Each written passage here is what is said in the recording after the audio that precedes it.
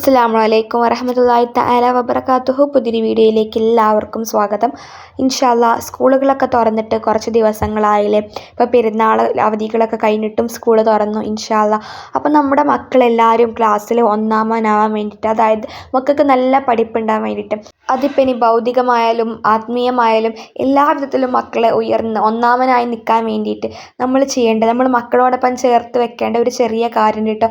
ആ ഒരു ഒരു പുണ്യ ദിക്കറുണ്ട്. ആ ഒരു ദിക്കറിനെ കുറിച്ചാണ് ഞാൻ ഇന്നത്തെ വീഡിയോയിൽ പറഞ്ഞു തരാൻ വേണ്ടിയിട്ട് പോകുന്നത്. അപ്പോൾ മക്കളുടെ ബാഗിലോ ഇനി അതല്ലാന്നുണ്ടെങ്കിൽ അവരുടെ പാഠപുസ്തകങ്ങളിലോ ഇത് ഇടയ്ക്കിടയ്ക്ക് കാണണം. അവരത് ഇടയ്ക്കിടയ്ക്ക് വായിച്ചു കൊണ്ടേയിരിക്കണം. അങ്ങനെയുള്ള രീതിയിൽ നമ്മൾ അവരെ അറിയിച്ചുകൊണ്ട് തന്നെ അവരുടെ ബാഗിലോ മറ്റ് സ്ഥലങ്ങളിലോ അവർ ഉപയോഗിക്കുന്ന സ്കൂളും മദ്രസുമായിട്ട് ബന്ധപ്പെട്ടിരിക്കുന്ന ആ ഒരു സാധനങ്ങൾ നമ്മൾ ഈ ഒരു ദിക്കർ എഴുതിയ ശേഷം വെക്കുകയാണെന്നുണ്ടെങ്കിൽ മക്കൾ ഇൻഷാ അല്ലാഹ് പഠിത്തത്തിൽ ഒന്നാമനാകും ഇൻഷാ അല്ലാഹ്. അപ്പോൾ ദിക്കർ ഇതാണ്: റബ്ബി സിദിനി ഇൽമ, റബ്ബി സിദിനി ഇൽമ.